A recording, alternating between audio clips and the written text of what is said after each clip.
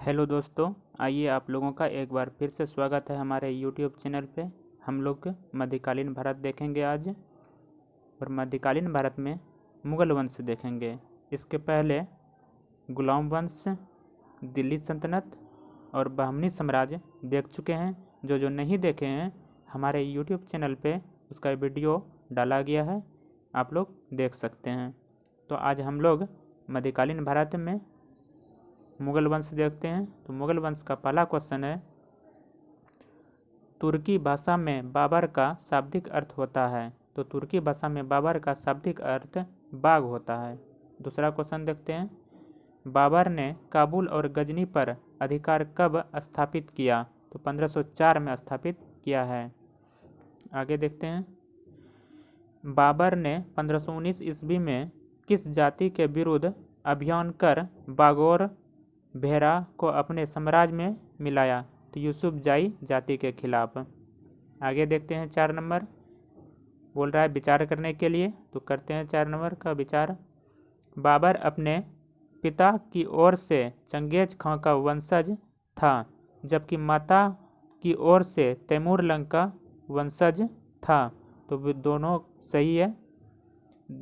और आगे देखते हैं, बादशाह की उपाधि धारण करने से पूर्व बाबर मिर्जा की पैतृक उपाधि धारण करता था। ये भी सही है। तो इसका बाबर के विषय में दोनों सही है। आगे देखते हैं 5 नंबर, अधोलिखित में बाबर विजित प्रांतों को कालक्रमानुसार व्यवस्थित कीजिए एवं स्कूट का प्रयोग कर सही उत्तर चुनिए। तो देखते हैं 5 का क्या होगा। तो इसमें जो है सबसे पहले बाबर ने समरकंद का युद्ध लड़ा था। सबसे पहले बाबर ने समरकंद का युद्ध लड़ा था। उसके बाद काबुल का युद्ध लड़ा था। उसके बाद काबुल का लड़ा, और काबुल के बाद बाबर ने बागौर का युद्ध लड़ा, और बागौर के बाद बाबर ने सियालकोट का युद्ध लड़ा है, और सियालकोट के बाद लास्ट में पेशावर का युद्ध लड़ा है। तो इसका ऑप्शन जो होगा सी सही होगा। आगे देखते हैं 6 नंबर, मुगल वंश के संस्थापक बाबर द्वारा सर्वप्रथम निम्नलिखित में से किस युद्ध में तुलगमा युद्ध पद्धति का प्रयोग किया गया। तो बाबर द्वारा तुलगमा युद्ध पद्धति का प्रयोग पानीपत के प्रथम युद्ध में किया गया था, जो कि 1526 में लड़ा गया था। आगे देखते हैं 7 नंबर क्वेश्चन, पानीपत के प्रथम युद्ध में बाबर द्वारा प्रयोग किया जाने वाला तोप खाने का नेतृत्व निम्न में से किसने किया था। तो पानीपत के प्रथम युद्ध में बाबर की ओर से तोप खाने का नेतृत्व उस्ताद अली और मुस्तफ़ा खां ने किया था। उस्ताद अली और मुस्तफ़ा खां ने किया था। आगे देखते हैं 8 नंबर, बाबर ने अधोलिखित में से किस युद्ध के दौरान जिहाद यानी धर्म युद्ध का नारा दिया तथा शराब के प्रयोग पर पूर्ण प्रतिबंध लगाया। तो खनबा के युद्ध में शराब पर और जिहाद का नारा दिया था, खनबा के युद्ध का पश्चात। आगे 9 नंबर देखते हैं, खनबा के युद्ध 1527 के संबंध में विचार कीजिए। तो देखते हैं, यह युद्ध बाबर एवं अफगान शासक महमूद लोधी के बीच लड़ा गया था। यह ऑप्शन गलत है।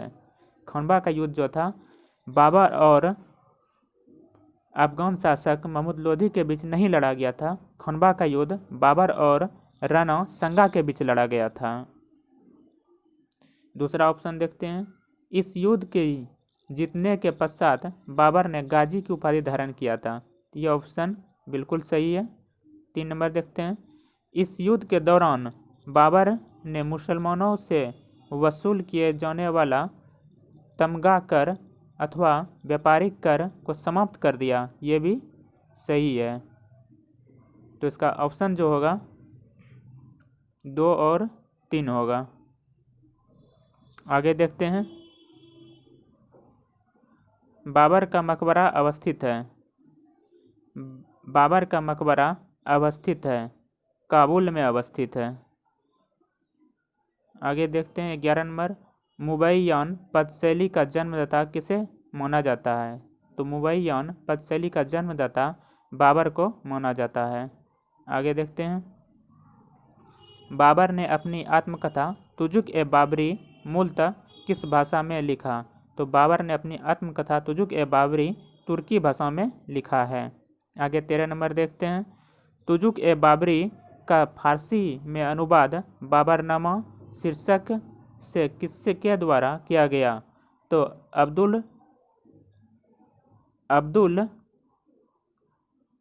अब्दुल रहीम खान एक खाना के द्वारा किया गया है। 14 नंबर देखते हैं, बाबर द्वारा लड़ा गया वह कौन सा निर्णायक युद्ध था जिसमें भारत में मुगल वंश की नींव पड़ी? तो बाबर के द्वारा जो लड़ा गया युद्ध था जिसमें मुगल वंश की नींव पड़ी वो पानीपत का प्रथम युद्ध था, जो कि 1526 में लड़ा गया था। आगे क्वेश्चन देखते हैं, निम्नलिखित में से कौन सा सही सुमेलित नहीं है?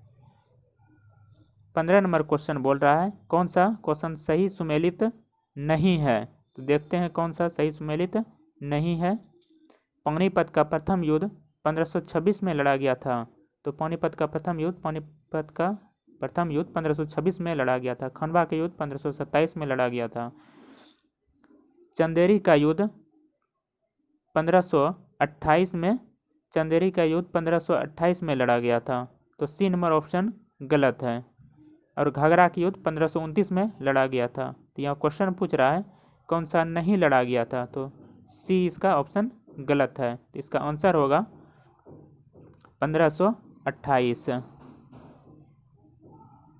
आगे 16 नंबर देखते हैं, विचार कीजिए। 16 नंबर क्वेश्चन बोल रहा है विचार कीजिए। तो देखते हैं इसका आंसर क्या होगा। खनवा का युद्ध बाबर एवं राणा संगा के बीच लड़ा गया था। तो बिल्कुल सही है। चंदेरी का युद्ध में मेदिनी राय की जीत हुई थी जबकि बाबर की हार हुई थी। तो ये ऑप्शन गलत है। जबकि चंदेरी का युद्ध में मेदिनी राय की हार हुई थी और बाबर की जीत हुई थी। तीसरा ऑप्शन देखते हैं, पानीपत के प्रथम युद्ध के विजय के उपलक्ष्य में बाबर को कलंदर की उपाधि दी गई थी। सही है। बाबर ने आगरा में ज्यामितीय विधि से एक बाग लगवाया जिसे नूर-ए-अफगान कहा जाता है। ये भी सही है। आगे देखते हैं 17 नंबर, बाबरनामा में बाबर ने किस शासन को अपना समकालीन भारत का सबसे शक्तिशाली शासक बताया? तो कृष्णदेव राय को बताया है। आगे देखते हैं 18 नंबर, बाबर के किस सेनापति ने अयोध्या में बाबरी मस्जिद का निर्माण करवाया? तो अयोध्या में जो था बाबर का सेनापति मीर बक्की, जिन्होंने अयोध्या में बाबरी मस्जिद का निर्माण करवाया था। आगे देखते हैं 19 नंबर, बाबर बंदूक चलाने की कला सीखा। बाबर जो था बंदूक चलाने की कला तुर्की से सीखा था। आगे देखते हैं 20 नंबर। आगे 20 नंबर देखते हैं, बाबर ने विभिन्न प्रकार के पत्रों का संकलन किया था जिसे क्या कहा जाता है? तो ये जो संकलन किया गया था पत्रों का विभिन्न प्रकार का, इसे रियाज-ए-उसल कहा जाता है। रियाज-ए-उसल। आगे 21 नंबर देखते हैं, हुमायूं का शाब्दिक अर्थ होता है। तो हुमायूं का शाब्दिक अर्थ भाग्यवान होता है। हुमायूं का शाब्दिक अर्थ भाग्यवान होता है। आगे क्वेश्चन देखते हैं, हुमायूं शासक बनने से पूर्व कहाँ का सूबेदार था? तो बग्द ख्यासा का सूबेदार था। आगे क्वेश्चन देखते हैं, हुमायूं ने अपने चचेरे भाई सुलेमान मिर्जा को निम्नलिखित में से कौन सा क्षेत्र प्रदान किया था? तो बख्तियार का ही सूबेदार प्रदान किया था हुमायूं ने अपने चचेरा भाई को, जब हुमायूं अपने दिल्ली का शासक बन गया था। आगे देखते हैं 24 नंबर, हुमायूं के संबंध में विचार कीजिए। तो देखते हैं इसका सही आंसर क्या होगा। इसने 1533 ईस्वी में दिल्ली में दिन पनाह नामक नए नगर की स्थापना किया था। तो ये सही है। दूसरा देखते हैं, इसका राज्याभिषेक 30 दिसंबर 1530 को हुई थी। तो इसका आंसर ये गलत है। आगे 3 नंबर देखते हैं, उन्होंने 1532 ईस्वी में बिहार के शासक महमूद लोधी को दोरहिरा दौरा के युद्ध में पराजित किया था। तो ये सही है। तो 24 का आंसर 1 और 3 सही है। आगे क्वेश्चन देखते हैं 25 नंबर क्वेश्चन है, हुमायूं के द्वारा 1531 ईस्वी में कलिंजर का अभियान किया गया। इस समय यहाँ का शासक कौन था? तो कलिंजर अभियान के समय वहाँ का शासक प्रतापरुद्र देव था। आगे देखते हैं 26 नंबर क्वेश्चन, हुमायूं ने चुनार के किले का घेराव कब किया? तो हुमायूं ने चुनार के घेरे का किला जो था 1532 ईस्वी में किया था। आगे देखते हैं 27 नंबर, अधोलिखित में से किसने गुजरात के शासक बहादुर शाह के विरुद्ध हुमायूं के पास रखी भेज कर मदद की गुहार लगाई? क्वेश्चन बोल रहा है, अधोलिखित में से किसने गुजरात के शासक बहादुर शाह के विरुद्ध हुमायूं के पास रखी भेज कर मदद की गुहार लगाई? तो रानी कर्णावती ने मदद की गुहार लगाई थी। 28 नंबर को देखते हैं, बोल रहा है विचार कीजिए। तो देखते हैं इसका क्या। 28 का ऑप्शन है, हुमायूं जिस समय चुनार के किले का घेराव किया उस समय इस किले पर नियंत्रण शेर खां का था। तो यह ऑप्शन सही है। दूसरा ऑप्शन देखते हैं, हुमायूं ने 1538 ईस्वी में बंगाल का विजय किया और उसका नाम जनता बाद रखा। यह भी सही है। तीसरा देखते हैं, हुमायूं ने बहादुर शाह को पराजित कर गुजरात को अपने अधिकार में ले लिया। यह भी ऑप्शन सही है। चौथा देखते हैं, हुमायूं ने बंगाल का पुनर्निर्माण किया जो उसकी महान भूल थी। तो ये भी सही है। तो कथन बोल रहा है, उपयुक्त में से कौन सा कथन सही है? तो 1, 2, 3, 4 सही है। आगे देखते हैं, निम्नलिखित युद्धों को कालक्रमानुसार व्यवस्थित कीजिए। तो देखते हैं इसका आंसर क्या होगा। इसका आंसर सबसे पहले चौसा का युद्ध हुमायूं द्वारा लड़ा गया था, उसके बाद बिलग्राम का लड़ा गया था, उसके बाद सरहिंद का लड़ा गया था। आगे देखते हैं 30 नंबर, भारत में अधोलिखित में से किसने अपने एक दिन के शासनकाल के दौरान चमड़ा का सिक्का जारी किया? तो चमड़ा का सिक्का निजाम खां ने जारी किया था। आगे देखते हैं 31 नंबर क्वेश्चन, वह निर्णायक युद्ध कौन सा था जिसमें मुगल वंश की सत्ता को उखाड़ फेंका और एक नए वंश सूर्य वंश का स्थापित हुआ? तो बिलग्राम और कन्नौज का युद्ध था जिसमें मुगल वंश की सत्ता को उखाड़ फेंका और सूर्य वंश की नींव पड़ी। आगे 32 नंबर देखते हैं, हुमायूं चौसा के युद्ध में शेरशाह सूरी से पराजित होकर निम्नलिखित में से किसके सहायता से भागने में सफल हुआ? तो निजाम खां की सहायता से हुमायूं भारत से भागने में सफल हुआ। आगे 33 नंबर देखते हैं, हुमायूं भारत से निर्वासित होने के पश्चात अपना जीवन कहाँ व्यवस्थित किया? तो काबुल में व्यवस्थित किया। आगे देखते हैं 34 नंबर, सरहिंद का युद्ध 22 जून 1555 किसके बीच लड़ा गया था? तो सरहिंद का युद्ध बोल रहा है 1555 में किसके बीच लड़ा गया था? तो सरहिंद का युद्ध हुमायूं और सिकंदर सूरी के बीच लड़ा गया था। आगे 35 नंबर देखते हैं, हुमायूं का मकबरा कहाँ अवस्थित है? तो हुमायूं का मकबरा दिल्ली में अवस्थित है। आगे 36 नंबर देखते हैं। 36 नंबर क्वेश्चन है, हुमायूं की मृत्यु पर किस इतिहासकार ने कहा है कि हुमायूं जीवन भर लड़खड़ाता रहा और लड़खड़ाते हुए ही मर गया? तो ये कथन लेनपुल का है। आगे 37 नंबर देखते हैं। निम्नलिखित में से कौन ऐसा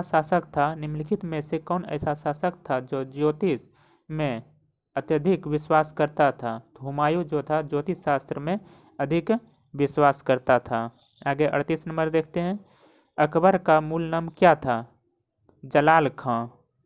अकबर का मूल नाम जलाल खां था। 39 नंबर देखते हैं। सर्वप्रथम अकबर को कहाँ का सूबेदार नियुक्त किया गया था? तो सर्वप्रथम अकबर को गजनी का सूबेदार नियुक्त किया गया था। आगे क्वेश्चन देखते हैं 40 नंबर। अकबर के संबंध में विचार कीजिए। तो अकबर के विषय में बोल रहा है विचार करने के लिए। तो देखते हैं इसका ऑप्शन क्या होगा। देखते हैं, इसका जन्म 15 अक्टूबर 1542 को अमरकोट के राजा विरसाल का महल में हुआ था। तो अकबर का जन्म जो है 15 अक्टूबर 1542 को अमरकोट के राजा विरसाल के महल में हुआ था। ये ऑप्शन सही है। दूसरा देखते हैं, वह गणित का बहुत बड़ा ज्ञानी था। तो अकबर जो था गणित का ज्ञानी नहीं था। अकबर बिल्कुल पढ़ा लिखा नहीं था, बिल्कुल भी पढ़ा लिखा नहीं था। एक मूर्ख शासक था, इसने पढ़ाई जीरो की थी। इसका शाब्दिक अर्थ महान होता है। अकबर का शाब्दिक अर्थ महान होता है, तो सही है। इसका राज्याभिषेक 14 वर्ष की उम्र में गुरुदासपुर के निकट कलानौर नामक स्थान पर हुआ था। तो ये ऑप्शन सही है। तो 1, 3 और 4 सही है। आगे देखते हैं 41 नंबर।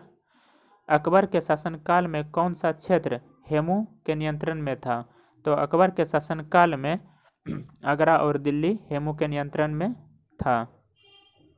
आगे देखते हैं, हेमू एवं अकबर के बीच 5 नवंबर 1556 को निम्नलिखित में से कौन सा युद्ध लड़ा गया था? तो 5 नवंबर 1556 को पानीपत का द्वितीय युद्ध लड़ा गया था। आगे 43 नंबर देखते हैं। मध्यकाल के दौरान एकमात्र हिंदू शासक कौन था जो दिल्ली के सिंहासन पर बैठा? तो मध्यकाल के दौरान मात्र एक शासक था जो कि दिल्ली के सिंहासन पर बैठा था, हेमचंद्र बैठा था। आगे 44 नंबर देखते हैं। किस शासक को बैरम खां का संरक्षण काल कहा जाता है? किस काल को बैरम खां का संरक्षण काल कहा जाता है? तो 1556 से 1560 का जो शासन काल था, तो बैरम खां का संरक्षण कहा जाता है। आगे 45 नंबर देखते हैं। 45 नंबर बोल रहा है विचार कीजिए। तो देखते हैं इसका क्या होगा आंसर। 45 देखते हैं। 45 का जो ऑप्शन है के हिसाब से बोल रहा है, उपयुक्त में से कौन से उतरवा खेल गुट से संबंधित है? उपयुक्त में से कौन से उतरवा खेल गुट से संबंधित सदस्य है? तो ये जो सदस्य हैं, माहम, अनगा और इस दूसरा सदस्य जीजी, अनगा और इसके तीसरा सदस्य जो था अधम खां था। तो इसका ऑप्शन बी सही होगा। 46 नंबर देखते हैं। 46 नंबर क्वेश्चन है, बैरम खां मुगल घराने के संयंत्रों से निराश होकर विद्रोह कर दिया। तत्पश्चात किस शासक किस स्थान पर बैरम खां एवं मुगल शाही सेना के बीच युद्ध हुआ? 46 नंबर क्वेश्चन है, बैरम खां मुगल घराने के संयंत्रों से निराश होकर विद्रोह कर दिया। तत्पश्चात किस स्थान पर बैरम खां एवं मुगल शाही सेना के बीच युद्ध हुआ? तो इसका आंसर तिलवाड़ा का युद्ध होगा, तिलवाड़ा। आगे 47 नंबर देखते हैं। खान ए खाना की उपाधि से किसे सम्मानित किया गया? खान ए खाना की उपाधि से अब्दुल रहीम और बैरम खां को सम्मानित किया गया था। दोस्तों आज 47 नंबर देख चुके हैं मुगल काल का, और इसके बाद का क्वेश्चन जो है हम लोग पिछले वीडियो में देखेंगे। आप लोगों का हमारे चैनल से जुड़ने के लिए बहुत बहुत धन्यवाद। आप लोग हमारे इस चैनल को लाइक कीजिए और सब्सक्राइब भी कर दिया कीजिए अपने दोस्तों के बीच। धन्यवाद।